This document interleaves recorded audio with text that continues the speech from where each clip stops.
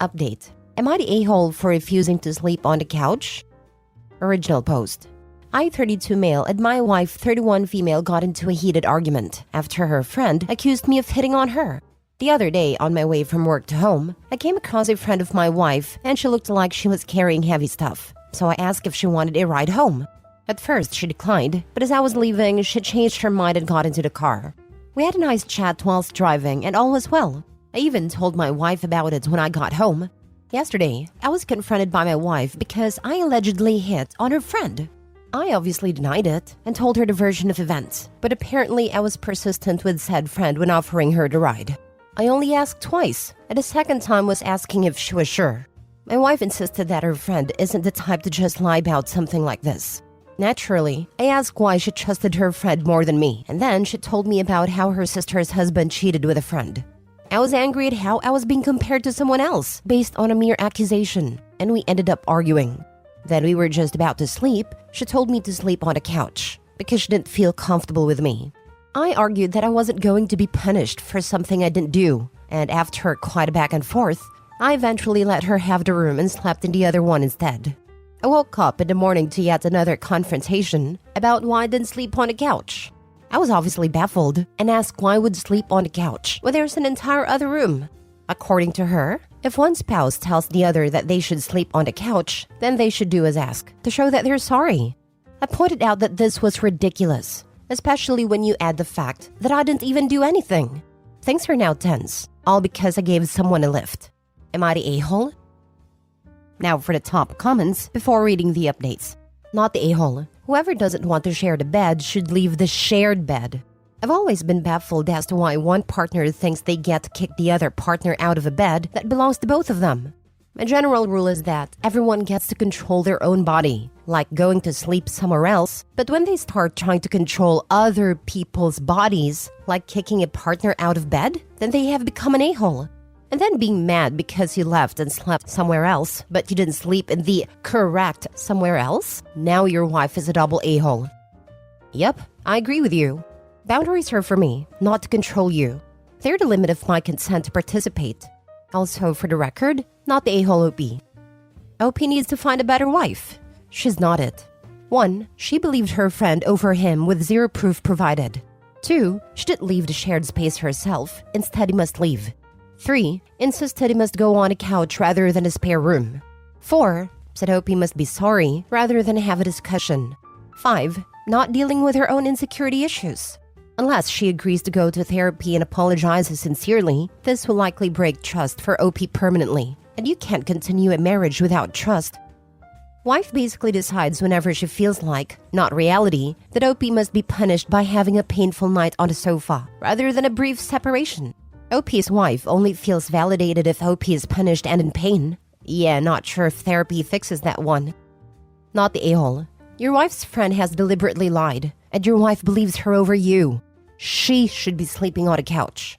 You need to warn other male acquaintances about that friend, and never help her again. Never speak to her again, and anytime you are in the same location, you need to record the entire time. Not the a-hole. And oh man, do you have problems. That kind of nonsense is a deal breaker for me. Also, what I was thinking, sleeping in the other room wasn't even good enough? Wow. Getting mad that your partner, who you supposedly love, didn't go to the doghouse like you ask is honestly such a horrible thing to do. On top of believing a random friend over your partner, when said partner told you it happened already.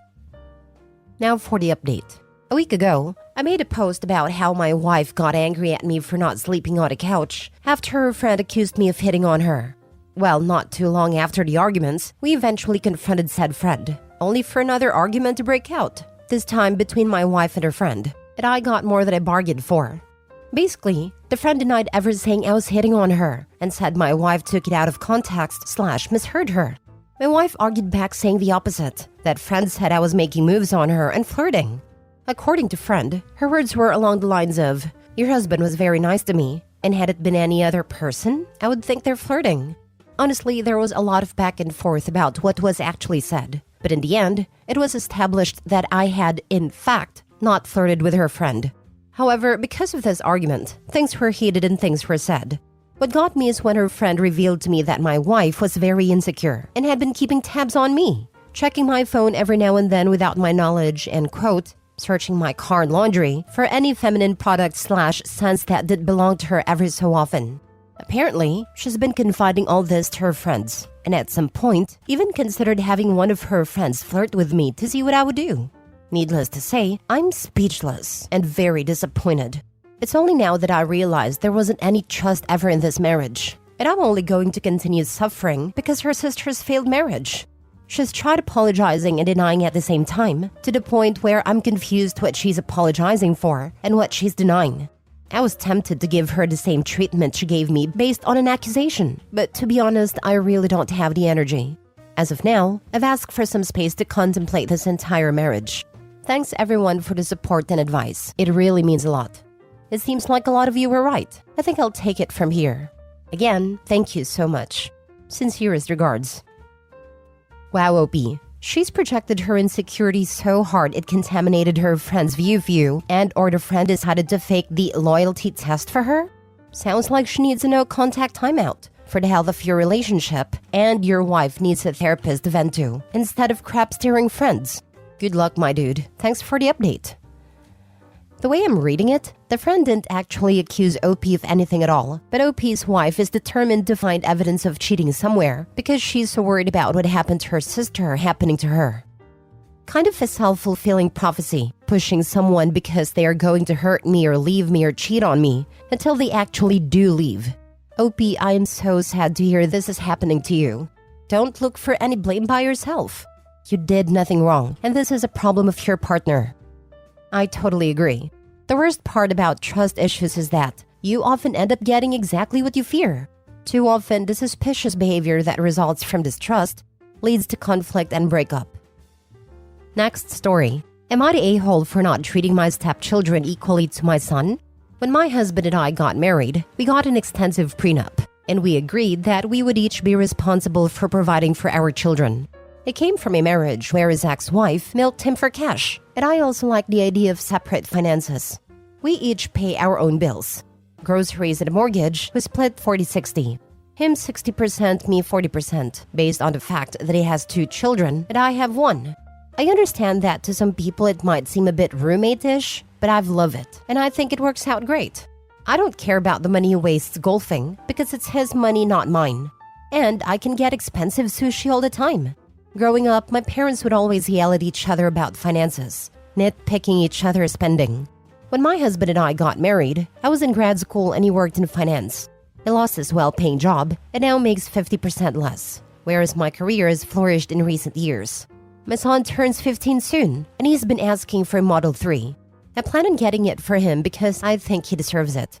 My husband recently came to me upset because my son was talking about how excited he is to get a car. That upset his step-siblings, who haven't and won't be getting cars.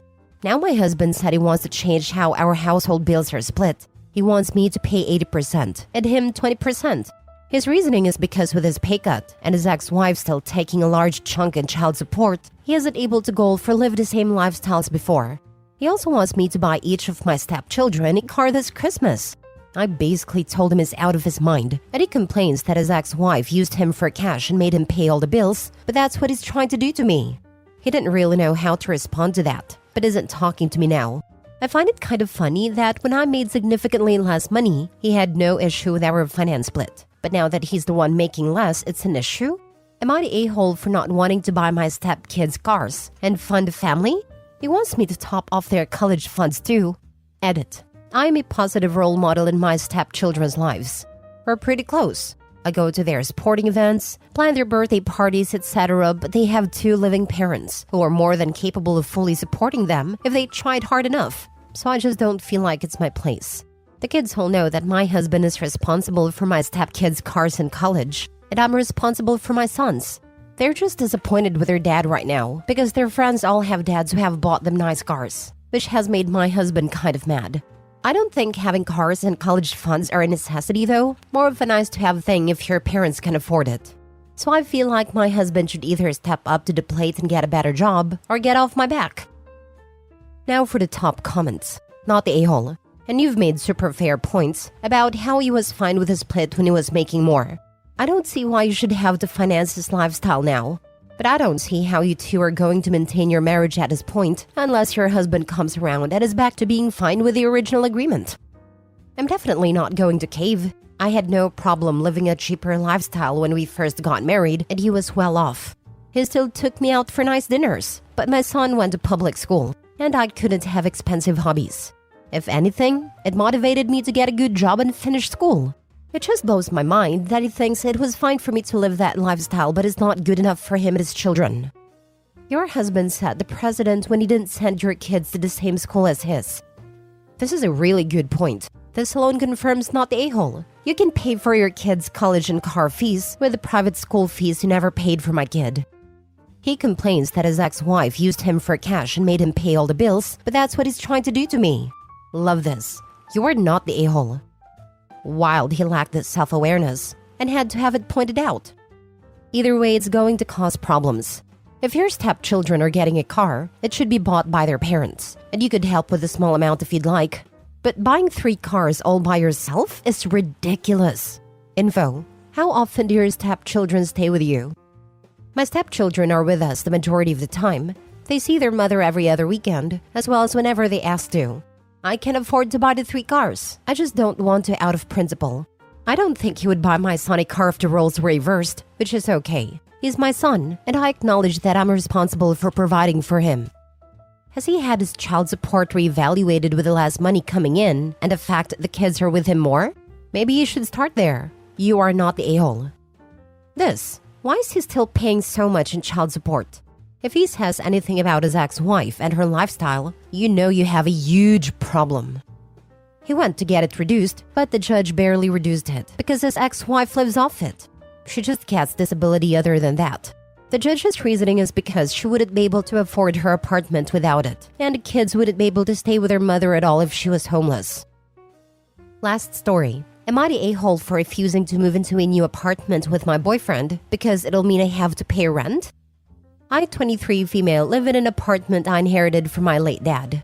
It's fully in my name since him and my mom weren't ever married or even in a relationship at all, and he didn't have a wife or other kids. He passed away during peak COVID, and I moved into the apartment full-time last year after graduation. The apartment was in a different city to my university, so I couldn't live in it while I was in university. I met my now boyfriend when I moved to this city.